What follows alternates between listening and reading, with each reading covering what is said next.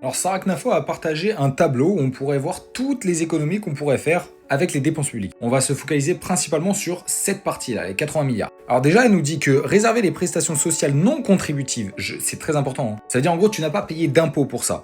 Donc non contributives aux Français, c'est 15 à 20 milliards par an. Tous les chiffres là sont en milliards, hein, donc déjà vous voyez que ça fait quand même pas mal. Ensuite, supprimer l'aide publique au développement. Là, on est à 14 milliards. Il faut savoir qu'on donne à plein de pays, dont par exemple l'Algérie, on leur donne des financements pour qu'ils puissent financer le développement de leur pays. Donc ça, on arrête. Bon, ça c'est super. Ensuite, on a supprimé le soutien public aux énergies renouvelables. Et oui, parce qu'il faut savoir que par exemple les éoliennes, tout le monde dit ah, c'est super bien les éoliennes. Sauf que le truc, c'est que les éoliennes, ça ne marche quasiment jamais. Et en plus de ça, quand ça ne marche pas, eh ben on prend du charbon en Australie, en Allemagne. Donc c'est en fait hyper polluant quand ça marche pas. Après, on a privatisé l'audiovisuel. 4 milliards. Ensuite, on a supprimé 50 000 postes administratifs. Et oui, parce que quand vous allez à la CAF, à Pôle emploi, tous les domaines publics, vous voyez à quel point ça va jamais assez vite, c'est jamais assez bien, on te donne jamais les bons renseignements. Bref, tout ça, ça dégage. Ensuite, supprimer l'aide médicale d'État, l'AME. Ça, c'est 1 milliard par an. Et ensuite, effectivement, si les Français doivent faire des efforts, tout le monde doit faire des efforts. Donc, augmenter le coût des visas de 500 €. Ça, c'est pareil, c'est un effort. Voilà, tu veux venir en France, et bah super.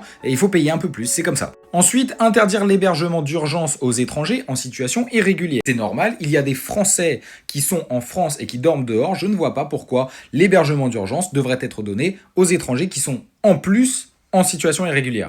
Et bon, ensuite, on a les petits trucs, subvention à la presse, subvention aux syndicats, voilà, bon, ça c'est 0,2, 0,1, donc ça encore, on peut laisser, on peut en faire cadeau à la limite.